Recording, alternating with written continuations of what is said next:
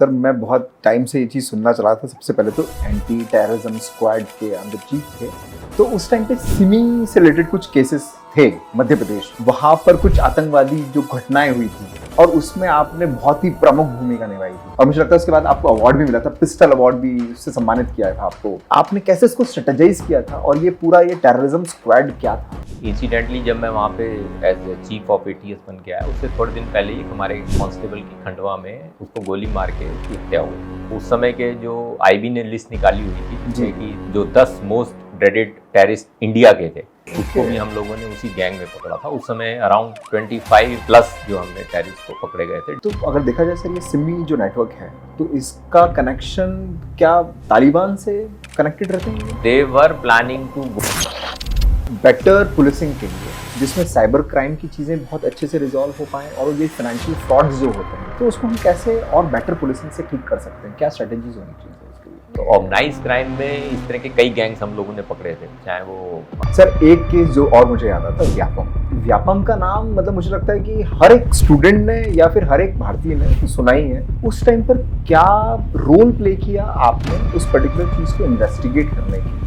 खंडवा से एक बिजनेसमैन को कर लिया गया था एंड देन हमने उसे फरीदाबाद में छुड़ाया था एंड वी वर सक्सेसफुल कि हम उसको अलाइव लेकर आए थे विद किडनैपर्स। उनके पास से हमने AK-56 बरामद की थी एंड HE-36 ग्रेनेड्स मिले थे। अगर आप कोई मैसेज देना चाहें यूथ को? बिल्कुल मैं ये कहूँगा कि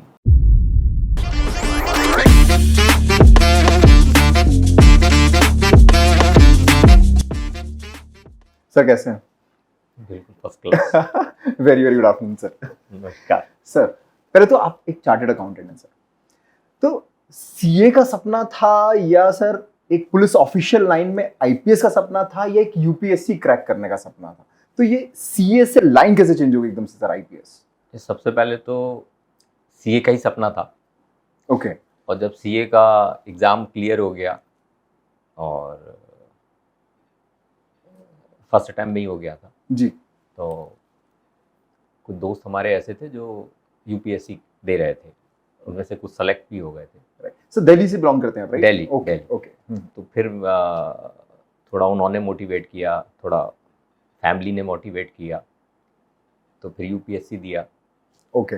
और उसमें फिर आईपीएस में सिलेक्शन हुआ। पर आप जितनी सरलता से आपने बता दिया सर, पर मुझे इतना पता है कि सर यूपीएससी क्रैक करना it's not that easy job. और आपने सीए के बाद मतलब सीए आल्सो डिमांड्स टाइम और उसको क्रैक करना फर्स्ट अटेम्प्ट में, सर वो स्ट्रेटेजीज क्या रही होंगी आपकी? नहीं, सीए मतलब अगर आप फ्रेंकली मुझसे पूछेंगे जी। तो I find CA exams much tougher. Oh okay. Because CA में जो एग्ज़ाम्स हैं वो जो बहुत बारीकियों से पूछी जाती हैं चीज़ें उसमें। जी जी।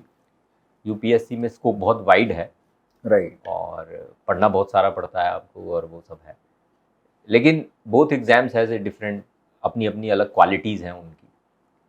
और मुझे तो सीए एग्ज़ाम्स को क्रैक करने में बहुत मतलब सेटिस्फेक्शन मिला। ओके। और यूपीएससी में भी मतलब there is no shortcut to the hard work. Right. आपको खूब पढ़ना पड़ता है, वाइड स्टडीज़ हैं जी। और जो करंट अफेयर्स हैं वो बहुत पढ़ना पड़ता है कि मतलब you have to be abreast with the whatever is happening in the world. Right sir.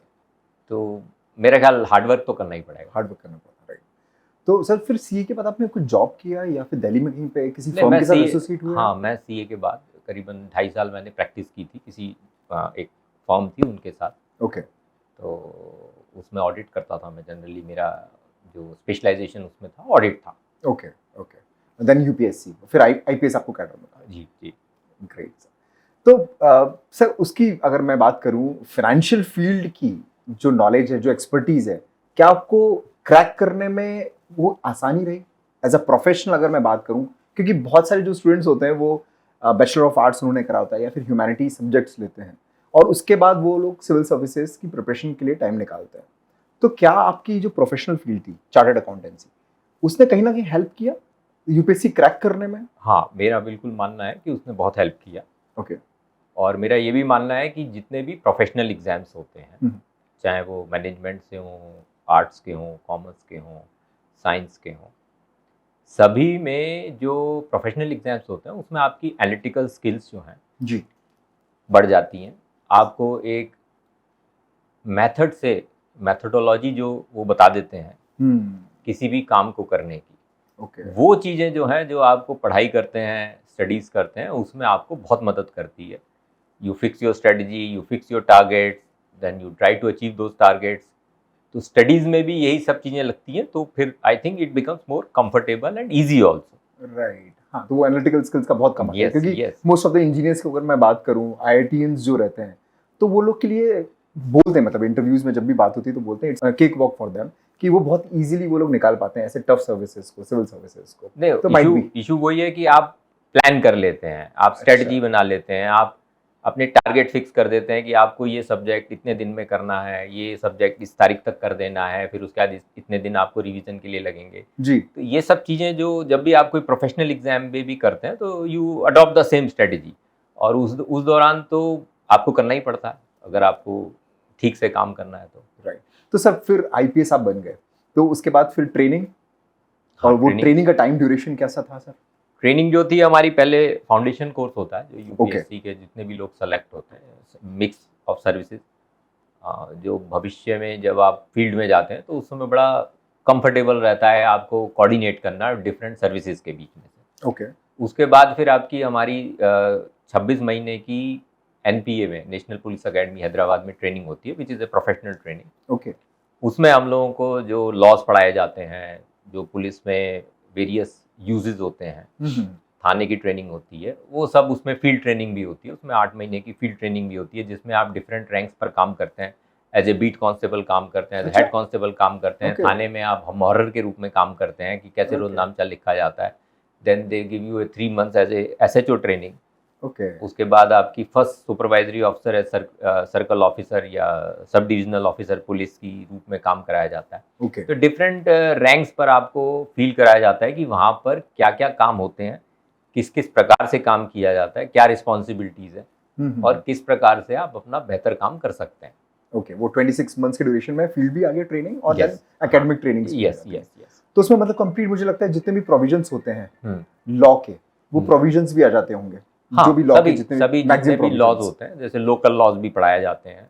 Main जो हमारा भारतीय न्याय संहिता है और क्रिमिनल प्रोसीजर कोड है जी, एविडेंस एक्ट है, ये सब भी उसमें पढ़ाए जाते हैं। सो अगर अभी मैं बात करूं जो नए लॉज आ गए सर बीएनएस में, तो क्या मेजर चेंजेस आ गए? अगर मैं बात करूं अगर नहीं, भारतीय न्याय संहिता में जो नया आज की तारीख की रिक्वायरमेंट्स हैं उसके हिसाब से उन्होंने काफ़ी चेंजेस किए हैं। जो बहुत सारी ऐसी चीज़ें थी, जो नई प्रकार के क्राइम्स आ गए। अब एविडेंस एक्ट में पहले खाली एक आपके स्टेटमेंट्स पे बहुत काम होते थे या फिजिकल होते थे। Now it has become a digital things also. Right different type को एविडेंसेस को किस प्रकार से उसको आपको कलेक्ट करना है एंड देन उसको किस प्रकार से आपको प्रस्तुत करना है कोर्ट्स के अंदर। राइट तो वो सब चीज़ें, नई नई चीज़ें आ गई हैं जो सर्कमस्टांसिस के हिसाब से they have made the proper amendments in that. Right. Sir मैं बहुत टाइम से ये चीज़ सुनना चाह रहा था। सबसे पहले तो एक मतलब जब आप, मुझे लगता है एटीएस चीफ थे, एंटी टेररिज्म स्क्वाड के आप जब चीफ थे, तो उस टाइम पे सिमी से रिलेटेड कुछ केसेस थे मध्य प्रदेश में, जिसमें इंदौर और वो जो खंडवा वाला जो एरिया है, वहाँ पर कुछ आतंकवादी जो घटनाएं हुई थी, और उसमें आपने बहुत ही प्रमुख भूमिका निभाई थी। और मुझे लगता है उसके बाद आपको अवार्ड भी मिला था, पिस्टल अवार्ड भी, उससे सम्मानित किया था आपको मध्य प्रदेश गवर्नमेंट ने। सर उसकी कुछ मुझे बैक द टाइम कुछ ऐसी स्टोरी कि आपने कैसे इसको स्ट्रेटेजाइज किया था, और ये पूरा ये टेररिज्म स्क्वाड क्या था? मध्य प्रदेश में जो है वो 2008 में एटीएस का गठन हुआ था। अच्छा, ओके। और उस समय मध्य प्रदेश में भी कुछ ऐसी गतिविधियां देखी जा रही थी कि जो सर्टेन पॉकेट्स हैं उसमें सिमी की जो एक्टिविटीज़ हैं वो नज़र आ रही थी। ओके। तो 2008 में शासन द्वारा इसको गठित किया गया। 2010 में मैं बना था। इंसिडेंटली जब मैं वहाँ पे एज चीफ ऑफ एटीएस बन के आया, उससे थोड़े दिन पहले ही हमारे कांस्टेबल की खंडवा में दिन में 12 बजे के करीबन उसको गोली मार के उसकी हत्या हुई थी, कांस्टेबल की। Oh. So that was a point, flash point, जिसमें कि हम लोगों को उनके पकड़ने थे लोगों को कि जिन्होंने गोली मारी थी। उस समय फिर हम लोगों ने इसको वर्कआउट करना शुरू किया। कुछ पुराने इनपुट्स थे, कुछ हम लोग डेवलप किए। तो इट टुक अस अराउंड मेरे ख्याल 15 महीने हमें लगे थे उसको काम करके उनको पकड़ने में। तो उसमें सभी तरह के इंटेलिजेंस का इनपुट लिया हमने, ह्यूमन इंटेलिजेंस डेवलप करी, टेक्निकल इंटेलिजेंस को भी उठाया गया। ओके। और उसके बाद उन पे काम करके हम लोगों ने देखा कि हमारे यहाँ क्या सिमी का नेटवर्क है। देन फिर हम लोगों ने उसको पकड़ा। और इंटरेस्टिंग बात थी कि वो सिमी के जो नेटवर्क था वो अपने आप को फाइनेंस करने के लिए दे हैव डन, काफ़ी उन्होंने बैंक डेकॉइटीज करी थी। अच्छा, पहले बैंक डकैतीज कर चुके थे और हाँ, उसके बाद ये हाँ। सेल्फ फंडेड फिर वैसे उस तरीके वो से। बेसिकली देवर बैंक डेकॉइटीज करके वो अपना जो उनके ऑपरेशंस थे जी जी। उसको फंडिंग कर रहे थे। ओह। तो वो बैंक डेकॉइटीज भी अनट्रेस्ड पड़ी हुई थी, जिनको हम लोगों ने ट्रेस किया। उसमें एक बैंक डेकॉइटी में तो मणपुरम गोल्ड जो फाइनेंस हाँ कंपनी हाँ है, हाँ, जी जी। भोपाल में ही हुई थी, जिसमें 14 किलो सोना गया था। 14 केजी। हाँ, ज्वेलरी के रूप में था। लोगों Okay. ने जो ज्वेलरी हाँ, वो डिपॉजिट मॉर्गेज रखते हैं, मॉर्गेज रखते हैं, Mortgage उसके बाद वो निकाला। तो उसमें से we could recover 6 kgs of gold with original packets, जो Okay. जिस आदमी मतलब जो जिसको एडवांस किया गया था उसके भी टैग लगा हुआ था, अच्छा। सब चीज़ था। तो वो चेक कर हम उसकी 6 किलो गोल्ड जो है वो वो रिकवर कर पाए थे। Okay. एंड देन वी जो उस समय के जो आईबी ने लिस्ट निकाली हुई थी, जी। जिसमें कि 3 जो 10 मोस्ट ड्रेडेड टेररिस्ट इंडिया के थे, हाँ। उनमें से हम 3 को पकड़ पाए थे जो अच्छा। उन ऑपरेशंस में सम्मिलित थे। और वो एमपी में थे। हाँ, उसमें से एक जो टेररिस्ट था वो गुजरात के जो ब्लास्ट हुए थे, जी जी जी। उसमें भी जो सीरियल ब्लास्ट हुए थे गुजरात में, उसमें भी वो वांटेड था। उसको Okay. भी हम लोगों ने उसी गैंग में पकड़ा था। उस समय अराउंड 25 प्लस जो हमने टेररिस्ट को पकड़े गए थे different parts of the MP, 25 terrorist. जिसमें 3 जो थे वो मोस्ट वांटेड लिस्ट में थे इंडिया की। Oh okay. तो ये कब की घटना है सर? लगभग 2000? ये हमने 2011 में किया था। The operation started in 2010, okay. But हम इसको फिनिश 2011 में किए थे। तो सर उसमें एनकाउंटर्स भी हुए होंगे?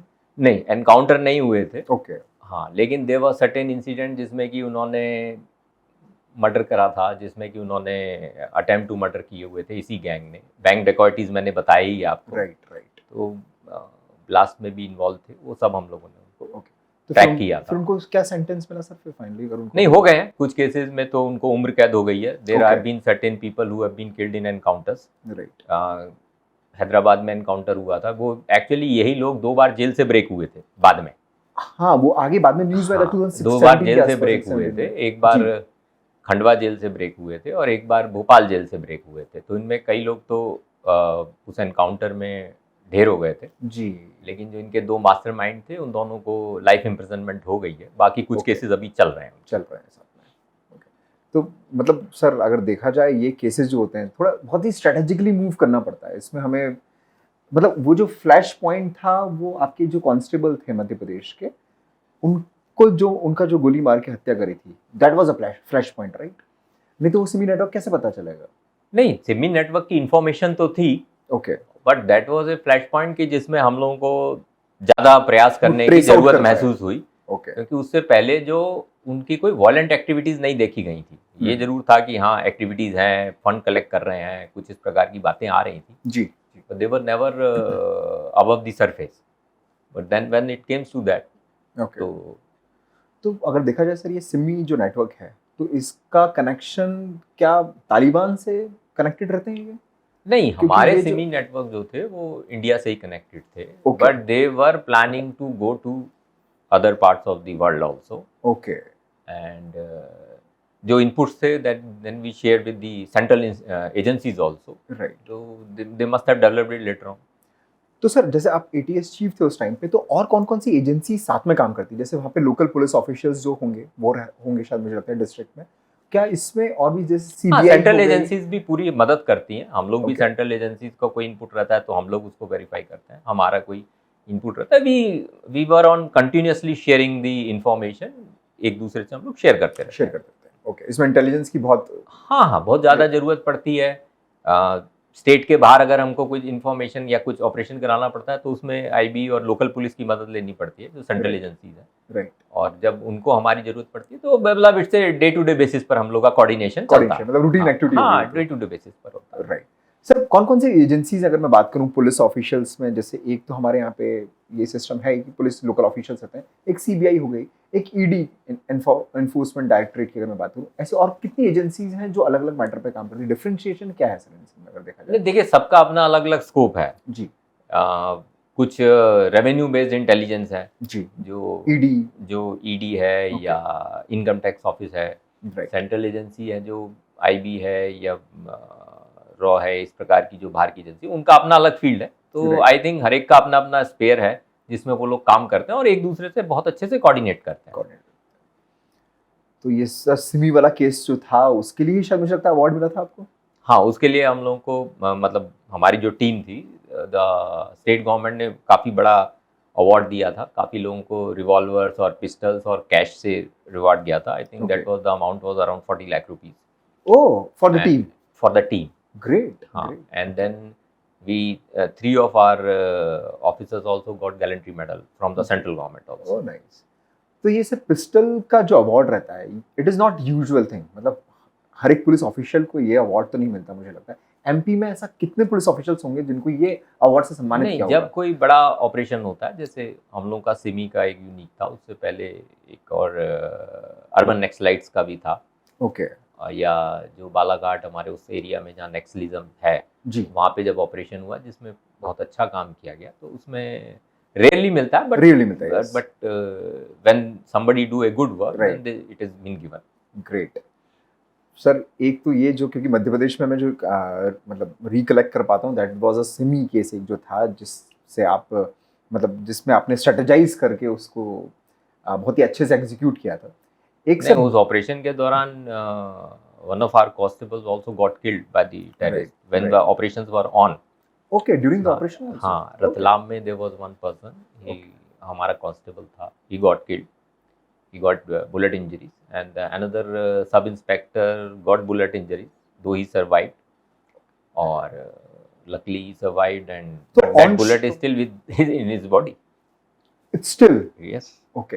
तो सर वो जो जैसे वो जो लोकेशन रहती है जहाँ पर ये लोग छुपे होंगे सिमी के लोग, तो क्या वो शूट लोकेशन पे, मतलब लोकेशन पर जाके आमने सामने कन्फ्रंटिंग हुई है कभी? हाँ, वही जो मैं आपको बता रहा हूँ, ओके, जो हमारी एक टीम गई थी वहाँ रतलाम में, जब वो उनको पकड़ने की कोशिश कर रहे थे, उसी समय ये शूट आउट हुआ जिसमें एक कांस्टेबल की डेथ हो गई थी ओके, और एक हमारे सब इंस्पेक्टर को गोली लगी थी। गोली लग गई थी।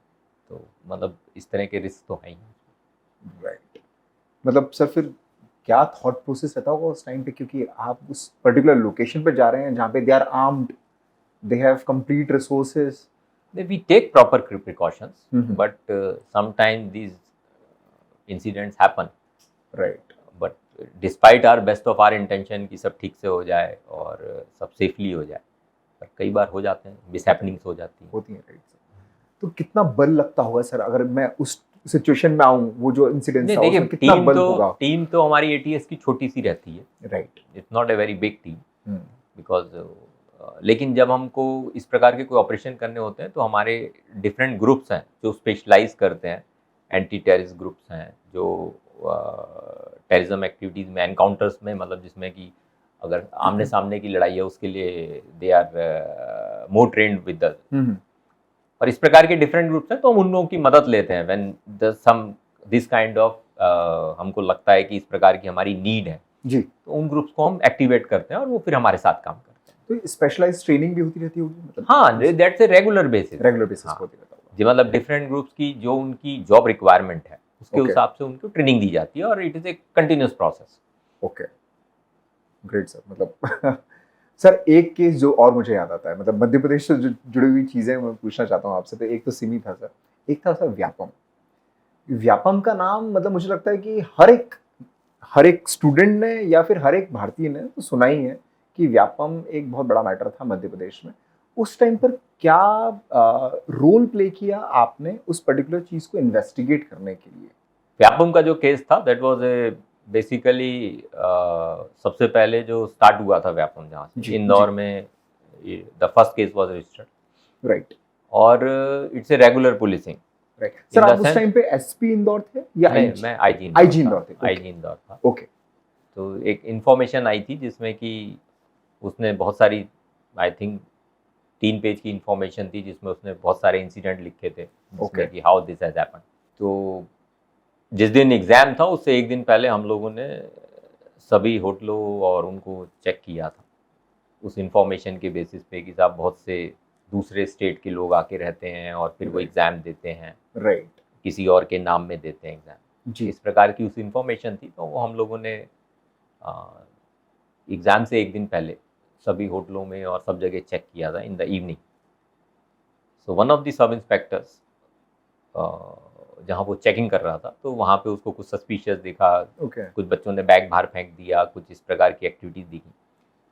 जब उनको कन्फ्रंट किया गया तो they told all this thing कि साहब वो दूसरे स्टेट के आए हुए हैं और उनके जो एंट्री कार्ड्स हैं, हम्म, एग्ज़ाम के लिए जो एंट्री कार्ड रहता है वो फेक हैं और कुछ नाम ओह, है, कुछ है, इस प्रकार का है। तो वहाँ से वो स्टार्ट हुआ and hmm, then it got get. तो उसी दिन हम लोगों ने आई थिंक काफ़ी लोगों बच्चों को उस समय ही जो इस प्रकार के स्कोरर्स थे उनको पूछताछ की गई, उनमें गिरफ्तारी भी हुई थी उसी दिन। तो then was the it was all started with that and then when it comes to, फिर जब धीरे धीरे इन्वेस्टिगेशन हुआ, वी हैड लॉट ऑफ, मेरे ख्याल उस समय हम लोगों ने 10 से 11 टीम्स लगाई थी ओके, डिफरेंट एस्पेक्ट्स को डे टू डे बेसिस पे इन्वेस्टिगेट करने का और मॉनिटर करने का। Then we found out there certain gangs हैं जो इस प्रकार के काम करते हैं, पैसे लेकर के बच्चों से पैसे जी, लेते हैं, फिर उनमें गैंग करते हैं, उनकी जगह दूसरों बच्चों को बिठाते हैं, सीट एडजस्टमेंट कराते हैं, इस पेपर लीक करते हैं। ऐसे बहुत सारे गैंग्स थे जो डिफरेंट डिफरेंट एक्टिविटीज़ में थे, डिफरेंट एरियाज़ में काम करते थे। ओके, वहाँ से वो बच्चों उनके पेरेंट्स से पैसे लेते थे और फिर उनको उस प्रकार से पास कराते थे। सो that was what the scam was and it was lucky I think, जिसमें कि लीड आउट हुआ राइट, और आई थिंक भविष्य में जो है वो एग्जाम नॉलेज विल बी मतलब, मच मोर फेयरर। राइट, मतलब कितने टाइम से चल रहा होगा सर अगर देखा जाए तो ये, क्योंकि वो तो उस टाइम इन्फॉर्मेशन मिली, पर शायद ये बहुत पहले से ही चल रहा होगा ये तो स्कैम, अब वो that is A part of the investigation कि उसमें राइट, काफ़ी दिनों से था और वो किस किस प्रकार के क्या है कि जैसे जैसे टेक्नोलॉजी इन्वॉल्व होती जाती है, दी Right. Strategies of the criminals also get change. बिल्कुल, बिल्कुल सही बोल रहे हैं आप, 100%, तो वो भी अपने उस हिसाब से उनको नए मेथड्स मिलते हैं चीटिंग करने के लिए, किस प्रकार से पहले मैनुअल रोल नंबर अलॉट होते थे, मैनुअल एग्जाम्स होते थे, then it becomes more digitalise, more computerise. तो उन्होंने भी अपनी स्ट्रेटजीज बदली, उन्होंने भी तरीके बदले अपने। राइट। सर आपका टेन्योर कैसा था sir as IG Indore? I had a very great tenure. Okay, उस टाइम पे क्या इनोवेशंस रहे सर आपके इंदौर में? मतलब हम लोगों ने उस समय बहुत काम किया था एंड उसमें हम लोग पीपल फ्रेंडली अप्रोच रखी हुई थी। तो there was lot of softwares भी डेवलप जो पीपल फ्रेंडली थे, जिन पे Okay. लोग बार बार शिकायत करते थे कि साहब इसमें करप्शन बहुत होता है, हम्म, कुछ कुछ चीज़ों में इसी प्रकार का था। जैसे मुझे ध्यान है कि it was the first time that in India हम लोगों ने बहुत लार्ज स्केल पे ट्रैफिक के लिए RLVD सिस्टम लगाया था, red light violation detection system. Right, and then उसमें कंप्यूटराइज चालान बनते थे और आपके चालान, आपके जो एड्रेस आपने अच्छा RTO में आपके दिया, टाइम पे उस चीज दैट आपने वाज स्टार्ट द करी? First time then we Oh. Have covered that thing. Great, और उसमें हमको कई पब्लिक कंपनीज ने और जहाँ के लोकल सिटीजन थे उन्होंने बहुत हेल्प की। ओके, तो और बहुत ही कम कॉस्ट पर हम लोगों ने उसको लगाया था एंड बहुत ही कम समय में उसकी पूरी कॉस्ट भी रिकवर हो गई थी। नाइस, तो इट हैज़ बिकम ए मतलब एक बहुत ही अच्छा प्रोजेक्ट था। Then we have a software जिसमें कि लाइन में जो ड्यूटीज़ लगती थी, जी जी, तो वो पहले मैनुअली ड्यूटीज़ लगती थी। We Right. Got a software जिसमें कि ऑटोमेटिकली सॉफ्टवेयर के माध्यम से ड्यूटी लगती थी। तो उसमें किसी प्रकार का भेदभाव नहीं होता था, सभी लोगों की बारी बारी से हाँ, हर वो चीज़ की ड्यूटी automated, लगती थी। बिल्कुल, सो that was also very good software, जिसमें कि जो पुलिस डिपार्टमेंट में कई बार शिकायतें आती हैं कुछ पैसे के लेन देन की, करप्शन की, तो एक बहुत बड़ा वो फैक्टर था जिससे कि जो वो करप्शन का था वो बिल्कुल स्कोप ही खत्म हो गया था। सिमिलरली पासपोर्ट की बात थी कि जी, पासपोर्ट की किस प्रकार से उसको कितने समय में, कई समय बहुत लंबा डिले लग रहा है, थाने में पड़ा है। तो वो एक सॉफ्टवेयर हमने पासपोर्ट के लिए भी डेवलप किया था जिसमें कि उसको किस प्रकार से हर लेवल पर एक टाइम लिमिट फिक्स करके उससे वो आगे बढ़ जाए और समय पर काम हो जाए, आपका जी, समय पे आपके पासपोर्ट का वेरिफिकेशन होके पासपोर्ट डिपार्टमेंट के पास चला जाए। राइट, इसी प्रकार बहुत से और इनोवेशन किए थे कि जो मोबाइल सॉफ्टवेयर डेवलप किए थे कि मोबाइल चोरी हो जाती है तो थाने में जाते हैं तो लोग कहते हैं साहब वो रिपोर्ट नहीं लिख रहा, वाहन चोरी हो जाता है। ओके, तो इस प्रकार हमने उसमें कहा था कि आप डिजिटलाइज हमको इन्फॉर्म कर दीजिए राइट, और फिर हम उसको अपने डाटाबेस में ले लेते। तो जैसे ही रिकवर होते थे या हमको IMEI सर्च डालनी होती थी तो उन नंबरों को रूटीन बेसिस पर हम लोग चेक करते रहते थे पीरियोडिकली। राइट, तो उसमें बहुत सारे मोबाइल्स मिले तो you don't have to go to thana कि आपको मोबाइल चोरी, आप डिस्टिलरीज को रिपोर्ट कर दीजिए, व्हीकल की डिस्टिलरी रिपोर्ट कर दीजिए। इनफैक्ट अगर किसी जनता ने कुछ ऐसी चीज़, गलत चीज़ देखी है, आपको लगता है कि साहब ये प्रॉपरली नहीं है, तो they can report a public incident also right through software. Okay तो जो हमारा जो कंट्रोल रूम होता था उस पर वो लाइव रहते थे, तो वो देख करके दे कैन रिप्रोच। या कोई कई बार ऐसा होता है आदमी सूचना देना चाहता है लेकिन अपनी जो एनोनिमस रहना चाहता है, कि जी, उसको जी। बताना नहीं चाहता है कि किसने सूचना, अपना आइडेंटिफाई नहीं देना चाहता, राइट तो उसके लिए भी हमने सॉफ्टवेयर डेवलप किया था कि आप फोटो खींच के भेज दीजिए, आप टेक्स्ट से भेज दीजिए।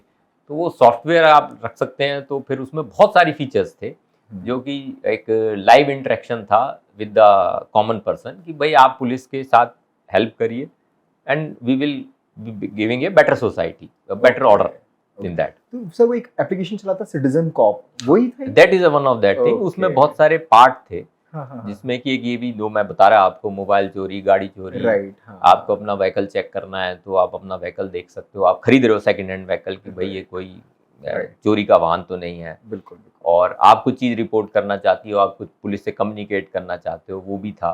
ओके देन वी हैव, उसमें हम लोगों ने जो मोहल्ला समितिज हैं उनका भी डाटा डाला था राइट कि भाई मोहल्ला समितिज हैं। Then we had a alphabetical registers also in that, की वो एक डिफरेंट सॉफ्टवेयर था जिसमें कि हमने 10 साल का रिकॉर्ड क्रिमिनल्स का पूरा डिस्लाइज कर दिया था। राइट तो अगर मुझको ये मालूम करना है कि किस मोहल्ले में कितने क्रिमिनल्स रहते हैं या किस विलेज में कितने क्रिमिनल्स रहते हैं, इट इज ऑल देयर। हाँ, it is all there with the photos and that. तो उसमें जो बीट कांस्टेबल है, he can go there and verify कि साहब यहाँ पे सही है बैड मतलब वो वाले कौन से लोग हैं। ओके तो it is a routine checkup in police की, जो बैड एलिमेंट्स होते हैं हम उनको रूटीन में चेक करते हैं कि आजकल वो क्या कर रहे हैं।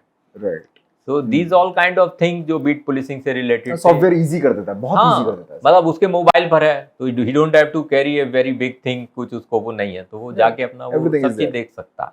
बिल्कुल। These were all developed so that the police की ड्यूटी भी, जो हमारा लोअर स्टाफ है, कांस्टेबल, हेड कांस्टेबल, उनका कंफर्टेबल हो जाए।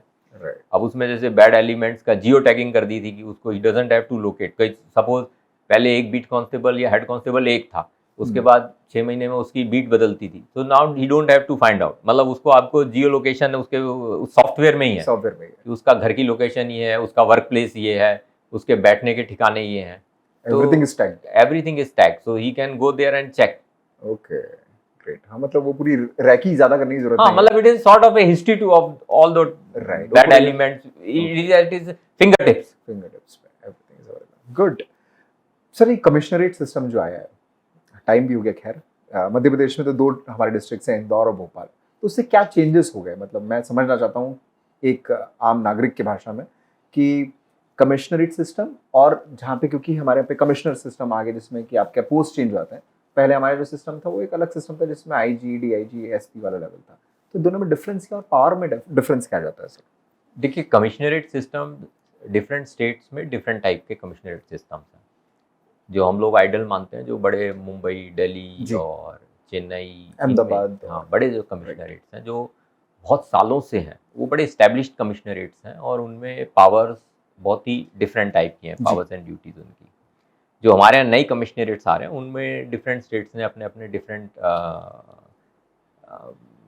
Sort of a different commissionerates develop की हैं ओके और वो सब लगे हैं, हमारे यहाँ भी डेवलप हुआ है इन ए वे। यस, जहाँ तक मुझे लगता है, this is my personal opinion, कि हर शहर में एक लेवल होता है, कोई एक, जैसे पहले एसपी सिस्टम था, now SP has a limitation कि how many crimes he can supervise. Okay एक आदमी की एक लिमिटेशन होती है कितनी जगह जा सकता है, जबकि हमारे यहाँ बड़ा क्लोज, पुलिस में हमेशा बड़ा क्लोज सुपरविजन रहता है क्राइम्स के ऊपर। जी। तो जो ऑफिसर ओरिएंटेड पुलिसिंग है, उसमें किसी भी ऑफिसर के लिए बड़ा मुश्किल है, जो हमारे BPRND के गाइडलाइंस हैं या जो उन्होंने रिसर्च करके निकाला है कि एक पुलिस ऑफिसर कितने क्राइम्स को हैंडल कर सकता है at a time okay in a year. So that figure given is 3,000. Now Okay. when the I was SSP Indore also for a duration. So then I found that there was a crime was 24,000. Now how 24, can you okay. expect an SP to supervise 24,000 crime? Big numbers. Yes. So more officer oriented policing is required so that the people get a proper response. Right. Their cases get solved, the criminals get caught. तो ये सब चीज़ करने के लिए मेरे हिसाब से number of officers बढ़ाना जरूरी है। और होने भी चाहिए, so that A proper system can work. Right, तो इसलिए फिर कमिश्नरेट सिस्टम मुझे लगता है कि बेटर। हाँ, that's a better thing because thing. More officers are given, they can betterly supervise those thing, लोगों से मिल सकते तो हैं। मैजिस्ट्रियल पावर्स भी आ जाती हैं, मतलब वी। अब मैंने आपको बताया हर Right. स्टेट ने अपना अलग प्रकार का कमिश्नरेट सिस्टम डेवलप किया है, ओके, तो मजिस्ट्रेट पावर्स जो होनी चाहिए कुछ जगह किसी लेवल तक दी हैं, किसी जगह कुछ जगह कुछ ही लेवल पर दी गई हैं, ओके। तो डिफरेंट टाइप जो पावर्स हैं वो और डिसीजन मेकिंग भी मुझे लगता है कि थोड़ा सा Different. इंप्रूव हो जाती है। ओके, कमिश्नरेट सिस्टम मतलब अभी तो उसमें कुछ पॉपुलेशन का भी रहता है सर, जैसे कि इंदौर और भोपाल की पॉपुलेशन ज्यादा है इसलिए यहाँ पर लागू नहीं, किया देखिए है। सुप्रीम कोर्ट ने 2006 में जजमेंट दिया था, ओके, उस जजमेंट में उन्होंने कई पैरामीटर्स ले किए थे फॉर पुलिस रिफॉर्म्स, राइट, तो उसमें उन्होंने 6 बड़े इंपॉर्टेंट पॉइंट दिए थे जिसमें कि उन्होंने कहा था कि पुलिस को रिफॉर्म होना चाहिए। राइट।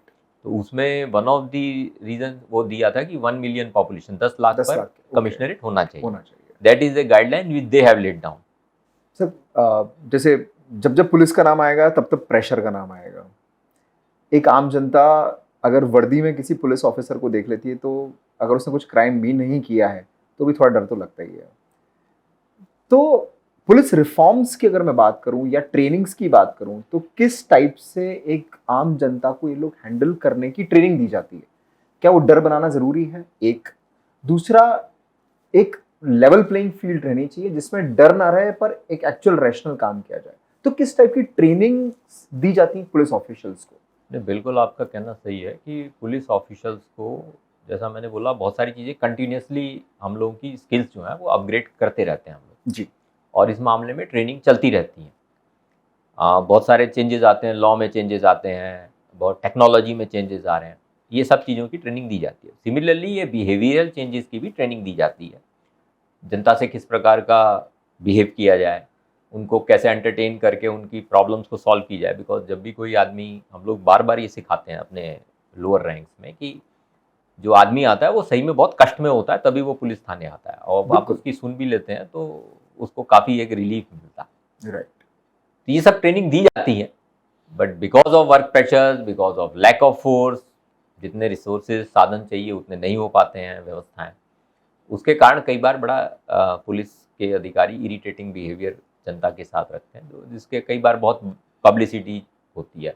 हम 100 काम अच्छे करते हैं लेकिन अगर 1 या 2 काम भी खराब हो गया तो वो ज़्यादा हाईलाइट होता हाईलाइट हो है जाएगा और सोशल मीडिया के कारण तो और हाईलाइट हो जाएगा और वो हाईलाइट हो जाता है। राइट, अब जैसे आप, इतना बड़ा भी कुंभ हुआ है, बिल्कुल। तो इतनी जनता को संभाला है और मैं व्यवस्थाएं काफ़ी हद तक ठीक रही हैं। वो सर व्यवस्था को संभालना, मुझे लगता है इस बार का जो कुंभ था उसमें जितने गैदरिंग हुई है, मतलब मुझे लगता है आधा इंडिया उस कुंभ में नहा लिया है सर। तो सभी भी अपने यहाँ जैसे मेले होते हैं या इस प्रकार के ओकेशंस होते हैं, उसमें हमेशा अपने यहाँ क्राउड काफ़ी रहता है बहुत ज़्यादा। और उस हिसाब से रिसोर्सेज उतने नहीं हो पाते।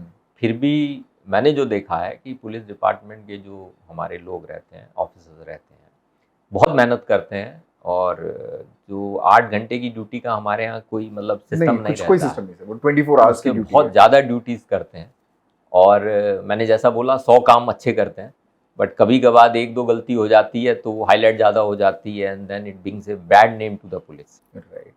पर सर कहीं कहीं ऐसा सुनने में आता भी है थानों में कि एक तो एफआईआर न लिखना एक बहुत कॉमन चीज़ है, वो चाहते भी नहीं है मुझे लगता है पुलिस ऑफिसर्स भी कि हर एक छोटी चीज़ का पंजीयन हो जाए, रजिस्ट्रेशन हो जाए, जितनी इजीली सुलझा ले 2 पार्टी उतना अच्छा है।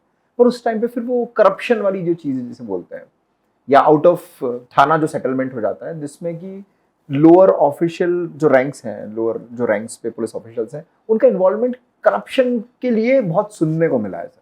तो ये माइंडसेट जो है, देखिए इसमें भी हम लोगों ने काफ़ी, हमारे डिपार्टमेंट के अंदर भी इस पर काफ़ी ब्रेनस्टॉर्मिंग होती है जी जी, कि how to streamline all those things, जो हम लोग भी सुनते रहते हैं। राइट। जब हम लोग, एक इंसिडेंट मैं आपको बताता हूँ जी, जब हम लोग एनपीए में गए, ओके, जो हमारी पुलिस एकेडमी है, जो बेसिक कोर्स करने गए, तो सबसे पहले जो हमारे वहाँ डायरेक्टर साहब थे उन्होंने हॉल में बिठा दिया और सबसे पूछा कि आप लोग बताइए आपकी पुलिस के बारे में क्या राय है। अच्छा, आप लोगों से पूछा? That was the first day when we entered in the academy. तो एज यूजुअल जैसा होता है, सब लोगों ने जो जो सुन रखा था, I think only 5 to 10% have real experience with in police station. Okay, बाकी तो सबने सुन ही रखा था। राइट। तो उस सुनने के आधार पर हम लोगों ने जो जो बोल सकते थे, मेरा ख्याल आई थिंक सबने बहुत बुरा ही बोला था पुलिस के बारे में, किसी ने कोई अच्छा नहीं बोला था। तो देन ही सेड कि अच्छा, नो इश्यूज। तो उन्होंने कहा अगले दिन आपको सुबह 10 बजे बसें मिलेंगी, आप बसों में बैठिए, और उन्होंने हमें हैदराबाद के पुलिस लाइन भेज दिया। अच्छा। एंड दे सेड कि आप वहाँ पे जो पुलिस के परिवार हैं उनसे आप इंटरेक्ट करिए। दो ऑफिसर्स की टीम बना दी और उनको ब्लॉक्स दे दिए कि आप वहाँ जाके पुलिस ऑफिसर्स के बच्चों से, वाइफ से, स्पाउसेस से इंटरेक्ट करिए। ओके। तो हम लोग मेरा ख्याल 3-4 घंटे वहाँ पुलिस लाइन में रहे जी। और फिर लंच के बाद उन्होंने उसी हॉल में हमको इकट्ठा किया और देन ही अगेन स्टार्टेड कि now what is your opinion about the police working and the conditions and policeman. Then everybody has changed mindset. Okay. Everybody has a change mindset कि किस कंडीशंस में रहते हैं, उनकी वर्किंग कंडीशंस कैसी हैं, कितने घंटे ड्यूटी करते हैं, how their families are living, सबके परसेप्शन ही चेंज हो गया। बिल्कुल परसेप्शन चेंज हो गया जी। तो that is what I am saying कि बहुत सारा परसेप्शन तो मेरा ख्याल आजकल सोशल मीडिया से बनता है। राइट। पहले एक दूसरे की बातें सुनी होने से बनता था। राइट। वर्ड ऑफ माउथ से चलता था। बिल्कुल। और हार्डली 10-20% ऐसे होते हैं जो पुलिस स्टेशन से जिनको पाला पड़ता है, और अगर उनका एक्सपीरियंस खराब हो जाता है तो देन इट बिकम्स, कई लोग के अच्छे भी होते हैं पर अच्छी चीज कभी बाहर नहीं निकलती। हाँ, मतलब मोस्ट ऑफ द लोग जो भी बात करेंगे वो सिर्फ इसलिए बात करेंगे कि उनका काम नहीं हुआ। बाकी जितने लोग के काम हो रहे होंगे, देखिए एक्सपेक्टेशंस तो पूरी करना बहुत मुश्किल काम होता है। दो पक्ष आते हैं हमारे पास, दोनों पक्ष चाहते हैं कि साहब हमारी सुनी जाए, दूसरे को रगड़ दिया जाए या उनको बिल्कुल ही बंद कर दो उसको तत्काली, और आपने नहीं किया तो। अब जैसे आप बहुत सारे अभी आप सुन ही रहे हैं, रिसेंट पिछले 1 साल में कई ऐसे केसेस हुए हैं जिसमें जनरली जो लेडीज की तरफ से दहेज प्रताड़ना का केस दर्ज होता था जी। अब जेंट्स की तरफ से वो सुसाइड्स आ रही हैं और उसमें वो लिख के भेज रहे हैं। राइट। लेकिन ये सब ऐसी सोसाइटियल के जो सोसाइटी में जो चेंजेस हो रहे हैं उसकी वजह से जब इश्यूज आते हैं, लेकिन जो सामने वाला पक्ष होता है, चाहे वो लड़की पक्ष हो या अगर आप लड़की पक्ष की तरफ से FIR करते हैं तो लड़के वाले कहते हैं साहब आप हमारी पक्ष तो सुन ही नहीं रहे, हमारी तो रह गई। तो इसलिए one party it's very difficult to दोनों पार्टीज को सेटिस्फाई करना। अगर आपने उन पे धारा लगा दी है, एक मारपीट की धारा लगा दी है, तो बोले साहब आपने इस पे अटेम्प्ट टू मर्डर नहीं लगाया। अच्छा। हाँ, मतलब आपने धारा कम लगा दी। तो that's why I'm saying it is very difficult to satisfy. Right. तो क्योंकि वो चाहता है कि उसको तत्काल कार्रवाई हो जी। बिकॉज सॉरी टू से बट एक पक्ष ये भी है कि कोर्ट में जाएंगे तो पता नहीं कितने साल लगेंगे, कब तक हमारा निर्णय होगा, चाहे वो जमीन का मैटर हो चाहे वो किसी और इशू हो। बिल्कुल। तो उसमें वो जो वहाँ टाइम लगता है तो वो दे वांट की इमीडिएट रिजल्ट चाहिए उनको कि साहब अभी शिकायत करिए, अभी या तो आप जाके उसे डांट दो या बंद कर दो या उस मतलब कोई कार्रवाई करिए, कुछ कार्रवाई। बट लेकिन हमारा जो लॉ है उसमें बहुत सारे ऐसे लीगल प्रोविजंस हैं जिसमें आप भी जानते हैं कि उसमें हर एक में FIR नहीं हो सकती है। देयर आर सर्टेन थिंग्स कि उन्होंने पैरामीटर्स बताए हुए हैं। तो ये सब इश्यूज हैं जिसकी वजह से थोड़ी पुलिस बदनाम होती है, थोड़ी हमारी कमियां हैं जिसको हमें सुधारना है। सर आपने भी जैसे नाम लिया सुभाष, अतुल सुभाष वाला, तो क्या ये चीज है हमारे लॉ सिस्टम में कि वो महिलाओं से रिलेटेड ज्यादा प्रोविजंस हैं आज की तारीख में अगर देखें? वैसे सोसाइटी तो यही चाह रही है और आप मतलब जो सोसाइटी की बातें हैं उसमें ये माना जाता है कि वो कह रही है तो प्रताड़ित ही होगी। That's why I say a fair investigation is a need of the hour कि चाहे किसी पक्ष की हो, हमारा काम है प्रॉपरली उसको इन्वेस्टिगेट करें और कोर्ट के सामने प्रस्तुत करें कि साहब हमने जो अपनी इन्वेस्टिगेशन में बातें पाई हैं और जो उनकी शिकायत है उनमें कितनी सही है, कितनी गलत है, कितनी हमारे एविडेंस से बैकअप करती हैं, that we have to put up before the court and the court to decide. Right. Sir आपने दोनों गवर्नमेंट में काम किया है और अच्छी हायर पोस्ट पे ही काम किया है, भले वो बीजेपी गवर्नमेंट रही हो, भले वो कांग्रेस की गवर्नमेंट रही हो, मध्य प्रदेश में मैक्सिमम 2 ही गवर्नमेंट्स रही हैं। Sir working as an official, as a police official, तो क्या अफेक्ट होती है वर्किंग पॉलिटिकल पार्टीज के हिसाब से एक पुलिस ऑफिसर के? Certain extent yes, because the government priorities जो है वो डाउन द लाइन आती ही हैं और हालांकि हमारा बहुत सारी चीज़ें लॉ से भी डिसाइडेड होती हैं कि हमको मेंटेन करना है, लेकिन जो भी पॉलिटिकल पार्टी आती है उनकी अपनी प्रायोरिटीज होती हैं। तो नेचुरली जब वो किसी अपने मैनिफेस्टो पर आए हैं जी चुनकर आए हैं, तो naturally they will go with that manifesto and they will try to fulfil their promises with their made. तो नेचुरली थोड़ा असर तो पड़ता ही है। बाकी काफी चीजें हमारे यहाँ जो पुलिस में है वो लॉ से डिसाइड एक स्ट्रक्चर्ड है। हाँ। पर मजा किसमें आया सर, कौन सी गवर्नमेंट के साथ मजा आया ज्यादा? नहीं, सब जगह अपने प्लस माइनस होते ही हैं। राइट। अब आप जगह भी अपनी प्लस माइनस होती है, डिफरेंट होते हैं, फिर राइट। बहुत सारे फैक्टर्स हैं जिसमें आपकी वर्किंग को अफेक्ट करते हैं। राइट। तो सर अगर मैं बात करूं आज की कंडीशन में, अगर मैं मध्य प्रदेश पुलिसिंग की बात करूं कंपेयर टू अदर स्टेट्स जहाँ पे थोड़ा और फ्लरिशिंग है और थोड़ी और सुख सुविधाएं होंगी शायद, क्या आपको नेगेटिव्स दिखते हैं आज की तारीख में जो मध्य प्रदेश पुलिस सिस्टम में चेंज होने चाहिए? एक होम डिपार्टमेंट को चेंज करना चाहिए, क्या थोड़े से लगते हैं रिफॉर्म्स जो आने चाहिए मध्य प्रदेश में? देखिए, सबसे पहले तो मैं मतलब काफ़ी लंबे समय यहाँ पे मध्य प्रदेश पुलिस में मैंने सर्विसेज दी हैं, तो मुझे लगता है कि मध्य प्रदेश पुलिस का सिस्टम बहुत अच्छा है। यहाँ पर दूसरे स्टेट्स में जैसे हम लोग देखते हैं, जनता से बात होती है, हमारे रिलेटिव से बात होती है, यहाँ पर आज भी किसी भी पुलिस ऑफिशियल चाहे कितनी हायर रैंक पे हो, उसको एक्सेस करना बहुत ईजी है। कोई भी आदमी जाके उनसे मिल सकता है और अपनी जो ग्रीवांस है उसको बता सकता है, और जनरली मैंने देखा है कि हमारे यहाँ के पुलिस ऑफिसर्स उसको रिड्रेस करते हैं। वेयर दूसरे स्टेट्स में कई जो हम लोगों ने सुना है उसमें, या जैसे हमारे को फीडबैक आता है रिलेटिव से, उसमें यही आता है कि वहाँ पे बड़े वरिष्ठ अधिकारियों से मिलने में काफ़ी कठिनाई होती है। सेलिब्रिटीज होते हैं सेलिब्रिटीज होते हैं या नहीं होते, आई डोंट नो, बट मिलने में जो that is a fundamental difference which I have Madhya Pradesh में तो है, मतलब वी कैन एक्सेस इजीली, ये है विच है। तो एक्सेस होना और एक पीपल फ्रेंडली पुलिस होना is very important, because we are working, एक सोसाइटी के लिए काम कर रहे हैं, तो हमको उनके लिए ओपन रहना ही चाहिए। बिल्कुल, वो आगे अपनी बात कह सके और उनकी हम प्रॉब्लम जितनी हो सके उतनी सुनवाई करके उसको दूर भी करने की कोशिश करें। और जहाँ तक आपकी बात है बेटर करने के लिए, तो मोर टेक्नोलॉजिकल आजकल बहुत एडवांसमेंट्स आ गए हैं, दैट हम लोग को अपने नीचे के जो हमारे साथी हैं उनको वो सब चीज़ें सिखानी चाहिए, ट्रेनिंग देनी चाहिए, क्योंकि हमेशा बोलते हैं क्रिमिनल हमसे 2 कदम आगे चलते हैं, तो हम लोगों को भी उनके पार आने के लिए हमेशा अपग्रेडेड रहना चाहिए। रिसोर्सेज की काफ़ी इंपॉर्टेंस है आज की तारीख में, क्योंकि अब बहुत सारी चीज़ें ऐसी हैं जो मैंने कहा टेक्नोलॉजी नई आ गई है, फॉरेंसिक्स नए आ गए हैं, और बेसिक इंफ्रास्ट्रक्चर जो हैं वो बड़े ज़रूरी हो गए हैं, मैन पावर बड़ी ज़रूरी हो गई है, बिकॉज आज की तारीख में आप मतलब तत्काल वीडियो बना के 1 मिनट में फ्लैश हो जाता है, जबकि आपको पहुंचने में वहाँ समय लगता है। बिल्कुल। तो बहुत सारी ऐसी चीज़ें हैं जिसको इम्प्रूव करेंगे तो हम नेचुरली जो अभी कर पा रहे हैं उससे और अच्छा करेंगे। सर आप एडीजी प्रोविजनिंग भी रहे हैं, तो आज की तारीख में अगर हम लोग देखें मध्य प्रदेश गवर्नमेंट के पास या पुलिस डिपार्टमेंट के पास रिसोर्सेज फ्लुएंट हैं, या जितने होने चाहिए पोटेंशियल के हिसाब से? रिसोर्सेज तो मेरा ख्याल काफ़ी ज़रूरत है, और अब ये मेरा ख्याल मुझे लगता है शायद हम लोग तो हमेशा ही मांगते रहेंगे पुलिस डिपार्टमेंट में या जो भी डिपार्टमेंट होगा, because we want to do better, तो we want to modernise us, और फास्टर गाड़ियाँ चाहिए, बेटर इंफ्रास्ट्रक्चर चाहिए, अपने स्टाफ के लिए बेटर हाउसिंग चाहिए, तो वो तो मांगेंगे। अब ये गवर्नमेंट के ऊपर है कि with the budget they have to see the roads, they have to see the hospitals, कहाँ कहाँ किस प्रायोरिटी में खर्च करना है, that they have to decide. Sir जितना जैसे मिनिस्टर कल्चर अगर है या फिर पॉलिटिकल जितना हम लोग रहते हैं एक्टिव, मध्य प्रदेश गवर्नमेंट तो है ही एक्टिव पॉलिटिकली, पर इसमें रिसोर्सेज कितने डिप्लॉय होते हैं? अगर पुलिस ऑफिशियल्स की अगर मैं बात करूँ मान लीजिए, तो कितने का स्टाफ हमें प्रोटोकॉल ड्यूटीज में डिप्लॉय करना पड़ता है अगर रफ एस्टिमेट देखा जाए तो?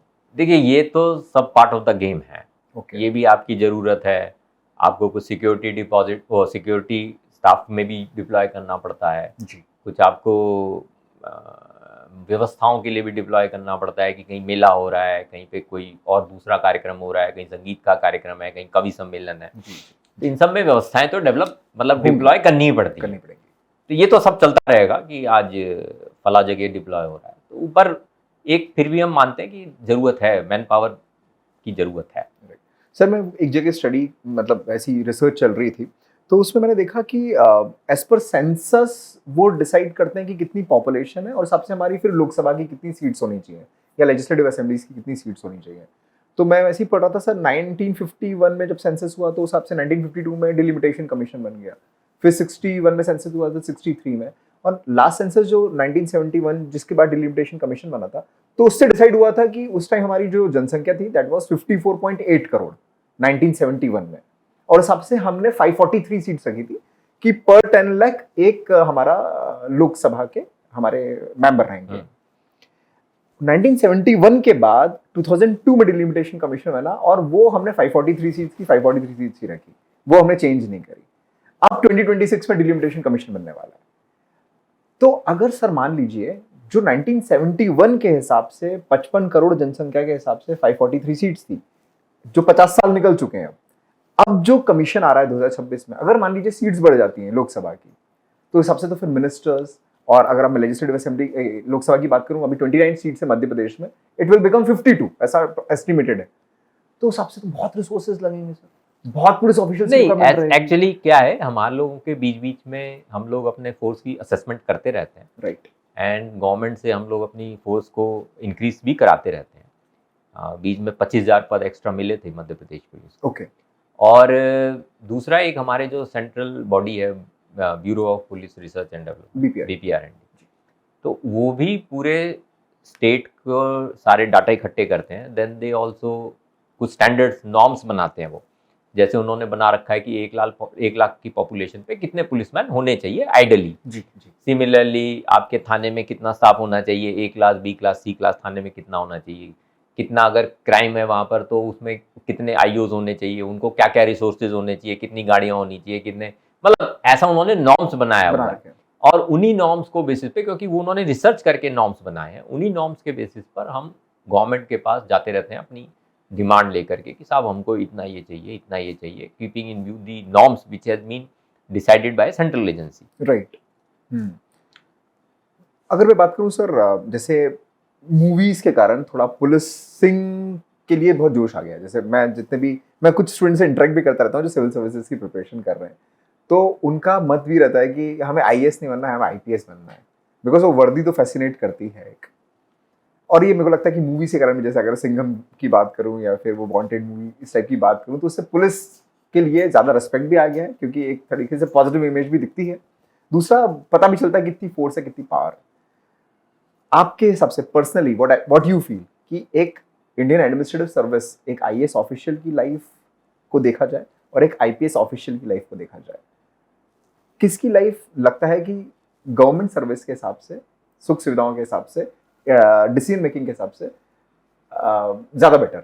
नहीं, देखिए, जहाँ तक IAS का सवाल है और IPS ऑफिसर्स का सवाल है, IAS में नेचुरली उनका जो फील्ड ऑफ एक्टिविटी है वो बहुत काफ़ी वाइड है। Okay. Because they go in health, they go in PW, they go in planning, departments बहुत सारे, बहुत डिफरेंट, शिक्षा, एजुकेशन, सब में, मतलब they keep on moving from one place to another, तो उनका गैम्बिट बहुत बड़ा है। पुलिस में अब ब्रांचेस बहुत हो गई हैं, राइट, लेकिन क्या है, पुलिस फैसिनेट इसलिए करती है बिकॉज मुझे ऐसा लगता है कि जब आदमी को कोई कष्ट होता है तो वो सबसे पहले पुलिस के पास ही जाता है, फर्स्ट वही है। तो जो फर्स्ट रिस्पॉन्स देता है या जो शायद मदद कर पाते हैं हम उनकी, तो वो एक बड़ा फैसिनेटिंग होता है कि वो तत्काल गए और कुछ हेल्प हो गई। अदरवाइज तो सिस्टम में फिर कम मदद मिलेगी, नोबडी नोज, राइट। तो इसलिए फैसिनेशन ज़्यादा है कि आपका रिड्रेसल इमीडिएट हो सकता है अगर पुलिस ऑफिसर चाहे तो, राइट। तो आई think that is one of the points की जो फैसिनेट करता है। और एक फील्ड ड्यूटी में रहता है हमेशा। आजकल न्यूज़ में भी बहुत ज़्यादा इस प्रकार की चीज़ें हैं, बहुत सारे सीरियल्स बन गए हैं, तो नेचुरली फैसिनेशन तो उन सब चीज़ों से बड़ा है। और फिटनेस पे बहुत ध्यान दिया जाता है मुझे लगता है ना, पुलिस ऑफिसर मतलब फिटनेस तो आई थिंक इंडिविजुअल्स है, पुलिस पे तो थोड़ा डिपार्टमेंट में आपको करना ही पड़ता है, otherwise you will be odd one out. मतलब सर आप जैसे, मतलब मैं आप सर जब से जुड़ा हुआ हूँ, मतलब मैं जब से आपको देख रहा हूँ सर मतलब मुझे ऐसा लग रहा है कि मेरी एज धीरे धीरे होती जा रही है, पर आप है ना ऐसे रिवर्स एजिंग में जा रहे हैं। नहीं, आई थिंक फिटनेस तो आजकल सभी लोग अपना ध्यान देने लग गए, that's a good thing. Right, health is a big issue, और मेरे ख्याल उसके लिए IAS IPS के लिए कोई जरूरत नहीं। I think every common man is also looking after his fitness. Sir पर ये थोड़ी स्ट्रेसफुल सिचुएशन तो रहती है कि अगर एक पुलिस की नौकरी है, दैट मीन्स उसको 24 आवर्स, जैसे आपने बोला कि वो 8 आवर्स वाला कोई फंडा नहीं, 8-10 आवर्स वाला, there are like one has to devote 24 hours for that service. तो फिर कैसे फैमिली को मैनेज करना, प्लस कैसे अपने रिलेटिव्स को, अगर मैं बात करूं, कुछ दोस्त फ्रेंड्स वाली जो लाइफ रहती है उसको, सोसाइटल चीज़ों को कैसे मैनेज करते हैं और कैसे अपने आप को थोड़ा सा मोटिवेटेड और बूस्ट करके रखते हैं? देखिए, बूस्ट तो जो मोटिवेशन बूस्ट है, जब आप कोई अच्छा काम करते हैं, किसी भी कॉमन आदमी की आपके पास आया और आपने उसकी प्रॉब्लम सॉल्व कर दी है, तो वो जो आपको आशीर्वाद देता है या आपको विशेष देता है, I think that's a very big boosting point. Okay. बड़ा मोटिवेशन और मोरल लगता है कि at least we can do something. अब दिन में अगर आप एक आदमी की भी रिड्रेसल कर लें तो it's a big boosting point. Right. और जहाँ तक आपकी फैमिली लाइफ की बात है, रिलेटिव्स की, सोशल लाइफ की बात है, तो लकीली दी फैमिलीज ऑल्सो अंडरस्टैंड कि हमारी जॉब जो है वो ड्यूरिंग ऑफिस आवर्स वाली नहीं है, बिकॉज आप 10 से 5 आपको ऑफिस बैठना ही है, आपको बहुत सारे एडमिनिस्ट्रेटिव फंक्शंस करने हैं, फाइनेंशियल इश्यूज निपटाने हैं, प्लस अपने मैन को देखने के लिए भी कुछ एडमिनिस्ट्रेटिव काम करने ही हैं, और रात को आपको थानों में जाके सरप्राइज चेक्स भी करने हैं, आपको क्राइम स्पॉट्स पे भी जाना है। तो फैमिलीज जनरली डू अंडरस्टैंड कि थोड़ी डिमांडिंग है और दिस इज़ नॉट जो नॉर्मल ऑफिस आवर्स हैं उसमें नहीं हो सकती है ये। राइट। तो जनरली दे अंडरस्टैंड, एंड और जब कुछ काम मिलता है तो फैमिली के साथ निकालते हैं, but generally families do understand. तो सर, अगर देखा जाए पे की, अगर मैं बात करूं, सैलरी की बात करूं, क्या एक पुलिस लोअर रैंक के पुलिस ऑफिशियल की अगर मैं बात करूं, हायरार्की अगर मैं मूव करता हूं, सफिशिएंट रहती है एक लोअर पुलिस रैंक के ऑफिशियल के लिए? पहले से काफ़ी इम्प्रूव हो गया है। जब Okay. से पे कमीशन आए हैं, 6th और 7th पे कमीशन, तब से काफ़ी इम्प्रूवमेंट हो गया। ओके। पहले तो सही में काफ़ी खराब स्थिति थी, right. But now it has improve, okay. And थोड़ी बहुत इम्प्रूवमेंट की और जरूरत है। मुझे भी लगता है थोड़ी, सर, अगर वो चीज़ होगी तो कहीं ना कहीं वो पॉजिटिव माइंडसेट आएगा, क्योंकि वो जितना आज डिवोट कर रहे हैं, अगर वो, मतलब मुझे तो लगता है कि this is the service to the nation directly, मतलब उसमें कोई उनको इतना बेनिफिट नहीं है जितना वो लोग अपने आप को, मतलब पूरी लाइफ को वो सर्विस टू द नेशन या सर्विस टू द सोसाइटी में डिवोट करते हैं पूरा। तो उस हिसाब से मुझे लगता है कि थोड़ी सी एमिनिटीज या थोड़ा सा चीज़ों को थोड़ा और फोकस किया जा सकता है। एक्चुअली कुछ एमिनिटीज तो प्रोविजन दिया हुआ है उसमें, जैसे free housing is one big amenity, और हमारे यहाँ जैसे एक हेल्थ के लिए भी हम लोगों ने स्कीम लागू की हुई है। ओके। लेकिन वो उतनी सफिशिएंट नहीं है, दैट नीड्स इम्प्रूवमेंट। ओके। लेकिन we do keep our man की, उनको हम देखते रहते हैं कि उनको क्या हम बेस्ट टू बेस्ट दे सकते हैं, बिकॉज वी नो कि वो भी स्ट्रेच कर रहे हैं जी। बियॉन्ड देयर लिमिट्स की वो ड्यूटी करते हैं। तो एक बार लॉ एंड ऑर्डर हो गया, कर्फ्यू लग गया, तो वी डोंट नो वो घर कब जाएगा वापस। राइट। तो वी ऑल्सो कीप कि जितना हम उनको फैसिलिटी दे सकते हैं, उनको क्या कहना चाहिए, सुविधाएं दे सकते हैं, उनको कंफर्टेबल बना सकते हैं, we try to do that. हाँ, क्योंकि ऐसी कोई डिजास्टर सिचुएशन होती है तो उसमें तो they are the like forefront पे रहते हैं हमेशा। अगर कोविड की मैं बात करूं, सो कोविड में they have done really well, मतलब मुझे ऐसा लगता है कि पूरे पुलिस ऑफिशियल कम्युनिटी ने जो सपोर्ट किया है, तो गवर्नमेंट, पूरी गवर्नमेंट मशीनरी थी, police was there, right, the administration was also there. So वो तो ऐसी जितनी इमरजेंसी सिचुएशंस होती हैं तो वो तो फिर एक्स्ट्राऑर्डिनरी हो ही जाती हैं, तो उसमें स्ट्रेच ड्यूटी आवर्स का फिर मतलब रह नहीं जाता। राइट। सर, आप चार्टर्ड अकाउंटेंसी आपने करी है, और आपको लगता होगा ना सर, जब आप वर्किंग देखते होंगे या फाइनेंशियल जब ऑडिट्स, मतलब ऐसे ऑडिटेड बुक्स जब देखते होंगे, तो कहीं ना कहीं आपको ऐसा लगा कभी कि थोड़ा रेवेन्यू लीकेज है, और वो अगर रेवेन्यू लीकेज है तो उसमें क्या सिस्टम ऐसा हम क्रिएट कर सकते हैं मध्य प्रदेश गवर्नमेंट में, जिससे कि वो थोड़ा सा बेटर पोजीशन में गवर्नमेंट प्लेस कर सकती है? देखिए, रेवेन्यू लीकेज का काम तो सीएजी के पास है कि they have to check it up, because they do periodic audits. लेकिन मुझे ये जरूर लगा कि a better financial management system should be in place. Okay. और जो हम पैसा खर्च करते हैं उसका एक शायद हम बेटर रिजल्ट ले सकते हैं if we do some better monitoring in that. Okay. और जो फाइनेंशियल मैनेजमेंट के सिद्धांत है, अगर उसको लागू किया जाए तो आई थिंक हम बेटर रिजल्ट दे सकते हैं। ऐसा तो मुझे कई बार फील हुआ, बहुत बार फील हुआ। ओके। सर, कोई ऐसा प्रपोजल आपने दिया गवर्नमेंट को कभी कि हमें ये सिस्टम में चेंज करना चाहिए? Not on the finance side, crime side में जरूर, मैं जैसे क्राइम्स को इन्वेस्टिगेट करता था तो उसमें जो फाइनेंशियल एस्पेक्ट्स आते थे, क्योंकि अब क्या हो गया है कि जितने भी क्राइम्स होते हैं, बहुत सारे क्राइम्स के, जो बॉडी क्राइम्स को छोड़ दीजिए, तो उसके बहुत सारे फाइनेंशियल एस्पेक्ट्स आते हैं जो हमको एविडेंस के रूप में हम बहुत अच्छे से उपयोग कर सकते हैं।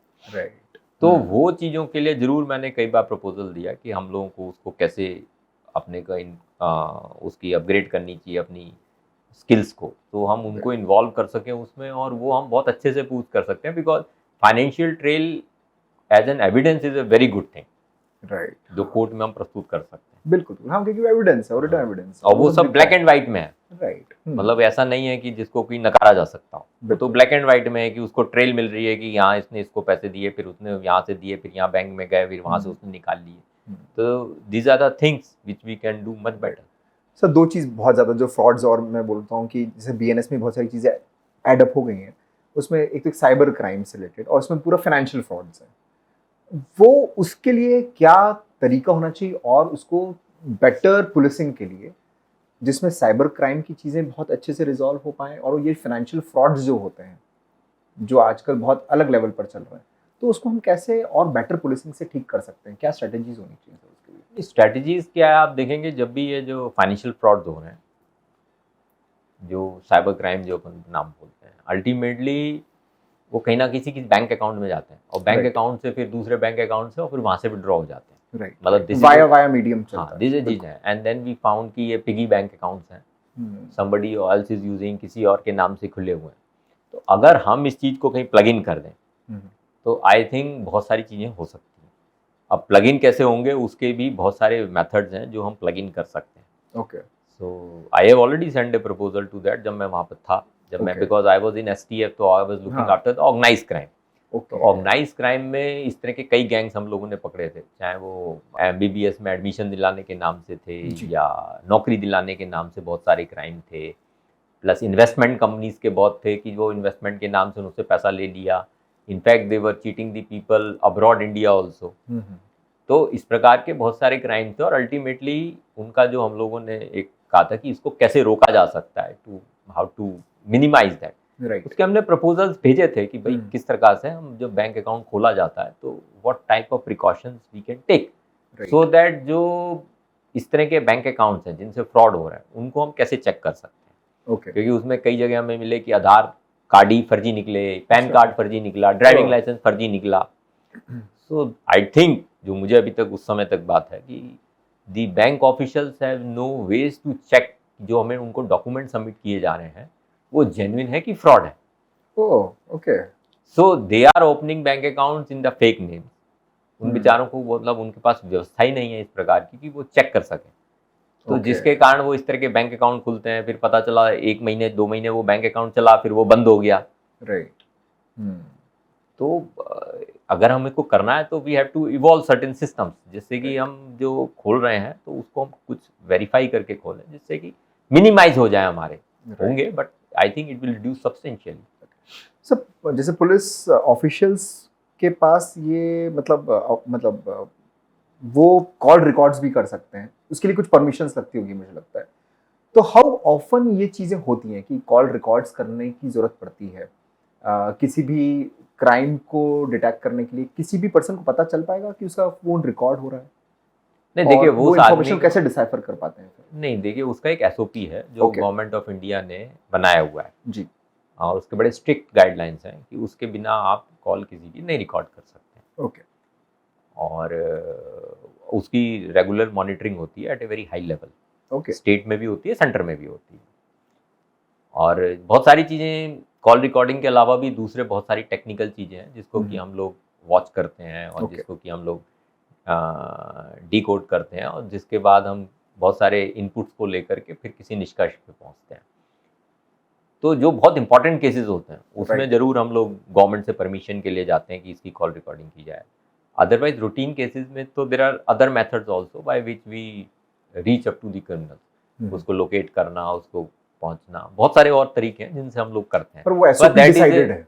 हाँ, बहुत क्लियर हाई लेवल पे चीजें हैं जो करना पड़ेंगी, बहुत हाई लेवल। बहुत सारी ऐसी चीजें देखी गई हैं जो बहुत ही इजीली आजकल कॉल रिकॉर्ड, मतलब कॉल टैपिंग हो जाती है ड्यू टू सम, मतलब मुझे लगता है कि कोई हैकर्स होते हैं, तो कुछ नोन में ऐसे लोग हैं जिनके कॉल ऐसे टैप करे गए हैं और फिर वो इन्फॉर्मेशन को यूज करके उनको ब्लैकमेल करा गया है। तो ये वो process, that is an illegal process I think. Illegally मेरे ख्याल अब नहीं है। उसमें क्या है कि बाहर कुछ ऐसे इंस्ट्रूमेंट्स मिलते हैं जिससे कि आप इस प्रकार का कर सकते हैं, but that has been already banned by the government.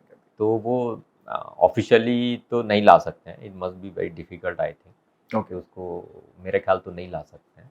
और कई बार लोगों को लगता है कि उनके फ़ोन टैप हो रहे हैं, but I don't think there has been a single case where so far, मेरी नॉलेज में तो नहीं है कि जिसमें कि अनऑथराइज कोई टैपिंग हुई हो। बीच में बहुत सारे इश्यूज पॉलिटिकल भी चले और वैसे भी चलते हैं, बट आई थिंक अभी तक किसी में सब्सटेंटिव चार्जेस तो not to my knowledge. Okay sir, एक केस बहुत फेमस हुआ था और अभी भी शायद चल रहा है मुझे लगता है, वो honey trap case Madhya Pradesh का।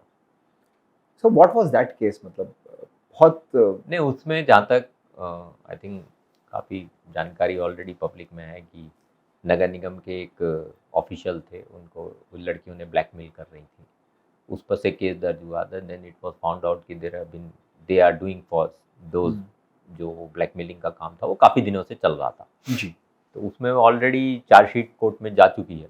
ओके। तो वो मैटर ऑलरेडी सब जुडिस है और उसका नाम इसलिए फेमस हो गया था हनी ट्रैप का, बिकॉज वो ब्लैकमेलिंग कर रही थी इसलिए।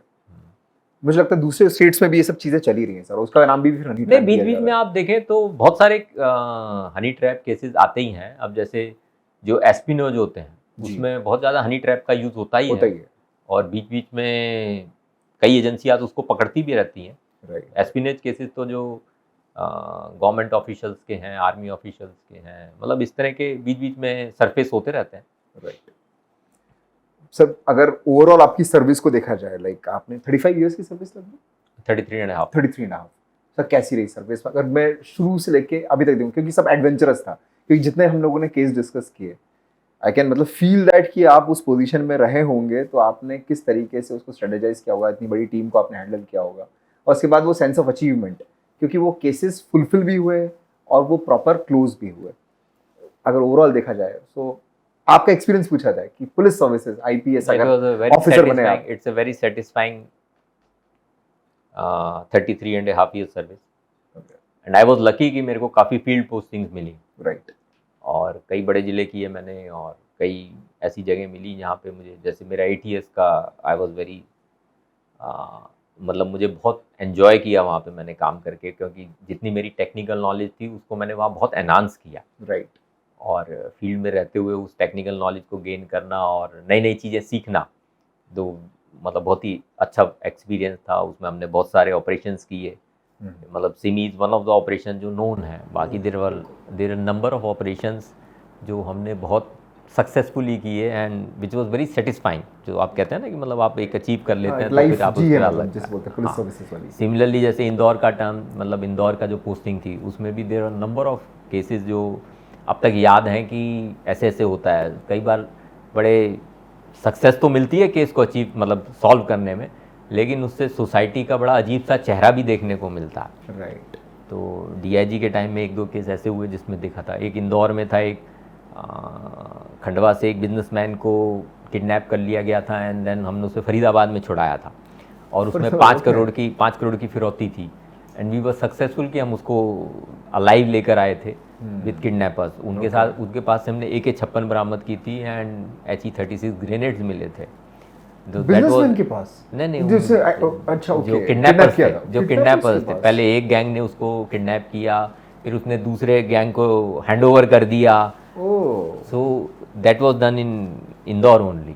तो there have been number of cases where मतलब आदमी को खुद ही याद रहता है, चाहे उसमें कुछ ऐसी स्पेसिफिक बातें हों जो सोसाइटी की तरफ दिखती हों, या बड़ा हार्ड केस था जो क्रैक किया। जी जी। तो जो इस तरह के मतलब डिफरेंट केसेस हैं, तो इसलिए बड़ा आपको लगता है कि because you are doing a day to day live wire पे आप काम करते हैं, always lot of pressures were there.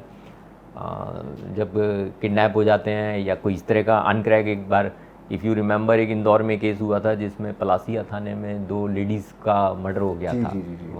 They were teachers आई। दैट वाज ए प्रेशर कि तत्काल उसको सॉल्व किया जाए। Then it took us around 36 hours to 48 hours to solve it. तो उस समय तो लिटरली डे एंड नाइट काम होता है। और तो there were lot of cases. तो it's a very satisfying journey, right sir, कि you can do lot of things और लोग आपको थैंक यू बोल के जाते हैं, तब बड़ा अच्छा लगता है। कि भाई उनका काम हो जाता है। तो I remember the old lady coming कि साहब आप हमारा वो मकान खाली करा दो, that was out of the question because law doesn't permit it. जी। तो व्हेन आई आस्क्ड हर कि भाई आप कोर्ट चली जाइए, बोले कोर्ट गई तो पता नहीं मेरे जिंदा रहने तक होगा कि नहीं। Right. So these are the experiences जो डे इन डे आउट आते रहते हैं, तो it makes your this service is very attractive and eventful. बिल्कुल, वो एश्योरेंस रहता है एक्चुअली, पुलिस सर्विसेज पे भी एश्योरेंस है लोगों को। और मतलब मुझे लगता है सर कि ज़रूरत है मतलब ऐसे पुलिस ऑफिशियल्स की, क्योंकि इतना ओपन होकर और इतनी चीज़ों को, जैसे अगर कोई इंसान अपने आप को एक्सेसिबल बनाता है और अगर आप अप्रोच कर पाते हो किसी हायर पुलिस ऑफिशियल के पास, तो एक पॉजिटिवनेस भी आती है सोसाइटी में, एक पॉजिटिव सिस्टम भी क्रिएट होता है, और एक मतलब जिसे बोलते हैं ना एक सौहार्दपूर्वक वातावरण जिसे बोलते हैं, एक अच्छा एक पॉजिटिव वाइब देता है अगर पुलिस ऑफिशियल्स बहुत ही मदद करें एक पर्टिकुलर केसेस में या फिर किसी भी जनरल पब्लिक को। सर अभी जो नए रिक्रूट्स हो रहे हैं, जो नए आईपीएस ऑफिसर्स आ रहे हैं, और वो जैसे बोलते हैं ना सर जेनजी जनरेशन आ गई अब तो, और वो अभी 19, 21, 22 ईयर्स में अगर वो आईपीएस ऑफिसर्स बन रहे हैं, उनका माइंडसेट जैसा है जनरेशन को देख के, तो और ये पुलिस लाइन बहुत डिफरेंट है, क्या चैलेंजेस आ सकते हैं उनको, और कैसे फिर वो पुलिस ट्रेनिंग उनको, क्योंकि उसमें भी अमेंड करना पड़ेगा पुलिस ट्रेनिंग में भी, क्योंकि क्विक रिजल्ट्स चाहिए सारे, आईटी सेवी हैं, टेक्निकल बहुत अच्छी एक्सपर्टीज़ है उनके अंदर, पर किसी भी ग्रेव केस की इन्वेस्टिगेशन के लिए takes time, so you need to develop the patience. वैसी कैसी ट्रेनिंग होनी चाहिए अब आगे? नहीं, हो रही है। आई थिंक उनको they are more tech savvy than us. हम लोग जब आए थे तो कंप्यूटर बड़ा कम होता था, अब तो most of the training is done on computers. तो उनकी ट्रेनिंग तो आज के परिस्थितियों को देखते हुए I think appropriate changes are being made और they will do much better than us. Only thing is कि हमारे यहाँ ये सोचते हैं, मतलब एक जो मैं सर्विसेज की बात कर रहा हूँ कि आप जहाँ बैठे हैं you can make a difference, कहीं भी बैठे हो आप, फील्ड में हो, सेक्रेटरीट में हो, हेडक्वार्टर्स में हो, there lot of things which you can do, right, because the वो सबॉर्डिनेट्स इज जो आपको देखते हैं, आप डिसीजन लें, तो आप डिसीजन लेंगे और आप सोच समझ के लेंगे तो आप बहुत सारी चीज़ें कर सकते हैं। कि मैं कंप्लेंट में था, प्रोविजनिंग में था, I have been to battalions also, police अधीक्षक मतलब सुपरिटेंडेंट ऑफ पुलिस भी रहे हम। तो इन सब चीज़ों पे मैंने देखा हर जगह आपको डिफरेंट एरियाज़ हैं जहाँ पे आप डिसीजन लेते हैं, तो यू कैन मेक, आप नीचे वालों के लिए बहुत अच्छा काम का एनवायरनमेंट दे सकते हैं, उनको फैसिलिटीज़ दे सकते हैं, और ना केवल अपने डिपार्टमेंट के दूसरे डिपार्टमेंट्स के साथ कोऑर्डिनेट करके बेटर रिजल्ट दे सकते हैं फॉर ए सोसाइटी। तो जो एक सिविल सर्विसेज की सबसे अच्छी बात ये है, और जो नए बच्चों के लिए होना ही चाहिए, जब हम भी आए थे तो हम बड़ा सोच के आए थे, and lucky to do that all those things, जो सोचते धीरे धीरे बढ़ते चले गए। तो नए बच्चे भी अगर ये सोचें कि नहीं हम जिस आइडल से आए हैं, और तो वो कहीं भी हों, they can always make a difference, they are at the helm of the affairs, और वहाँ पे उनको जो भी डिसीजन लेंगे वो अच्छे हों तो बहुत सोसाइटी को बेनिफिट होगा उनका, तो they can make a lot of difference. इसीलिए शायद सिविल सर्विसेज का ज़्यादा ग्लैमर है, ज़्यादा क्रेज़ है लोगों में। जी जी, अभी भी है, बिल्कुल है सर। अब what are your post retirement plans, मतलब क्योंकि अभी 33.5 ईयर्स जो आपने निकाले हैं, so that was very fascinating.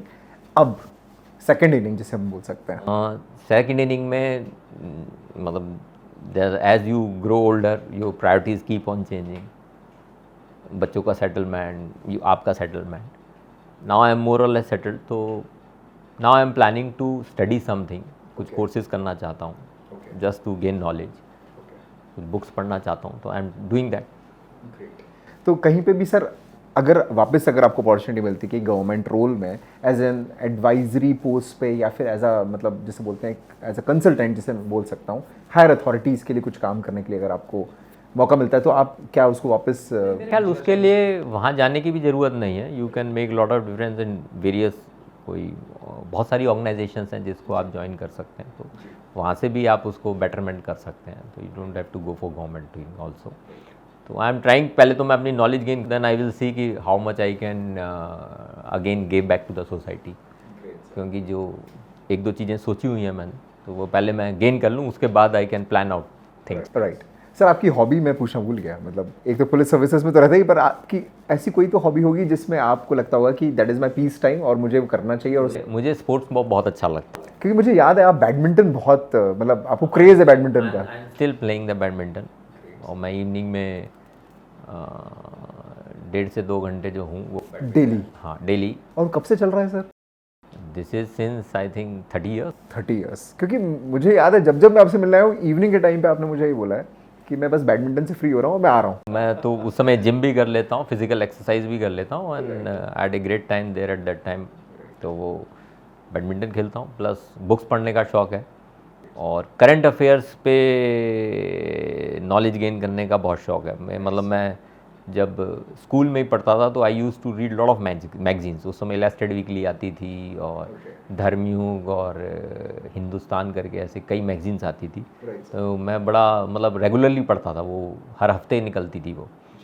तो हम लाइब्रेरी से लेकर उसको पढ़ते थे, और उस समय करंट अफेयर्स की बहुत सारी चीज़ें गेन होती थी। तो वो अभी भी शौक़ है कि करंट अफेयर्स का मुझे बड़ा शौक़ है कि वर्ल्ड में क्या हो रहा है, इंडिया में क्या हो रहा है, और स्पोर्ट्स का शौक़ है, किताबें पढ़ने का शौक़ है।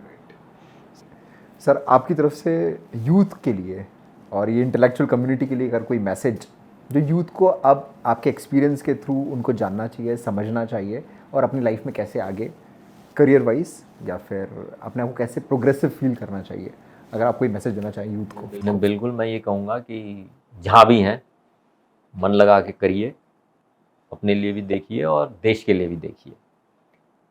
कई बार हमारा पीयर ग्रुप कहता है कि गवर्नमेंट में तो विशेष रूप से कि आप ज़्यादा काम करोगे तो क्या आपको ज़्यादा तनख्वाह मिलेगी, या आपको क्या इनाम मिलता है। Right. Forget about what the other people says. जो आपको ठीक लगता है उस जगह पे बैठिए and make a difference, do something good for the people, जो आपको भी बाद में गर्व हो कि हम जब थे तो हम ये करके गए। ऐसा नहीं हो कि जब आप वहाँ नहीं हो फिर आप कहें कि साहब ये तो दूसरे आदमी को करना चाहिए या होना चाहिए। If you think then do it, and do it positively, so that common man gets benefited out of it. तो आप जहाँ पर हो सब जगह you can make a difference. मैं कई बार आउट ऑफ फील्ड भी रहा हूँ बहुत बार, बट आई थिंक सब जगह you can make a difference, and you take a good decision, लोगों को फ़ायदा होता है, आपको बहुत अच्छा जॉब सेटिस्फैक्शन मिलता है जी। आपको हो सकता है पैट ना मिले, लेकिन आपका पीयर ग्रुप अंदर से जानता है कि यू आर ए अचीवर, और आप जब वहाँ रहेंगे तो लोगों को मालूम है कि कुछ अच्छा आएगा। अच्छा, that is a kind of image one should build. Right sir, thank you so much sir. Thank you, बहुत अच्छा लगा सर आपसे बात करके, जो मुझे बोलता है ना विजडम ऑफ वर्ड्स मिले, और बहुत ही लॉन्ग पेंडिंग हमारा पॉडकास्ट था, पर मैं आगे और भी चर्चा करना चाहूंगा सर आपसे, पर thank you so much for the time sir. Thanks.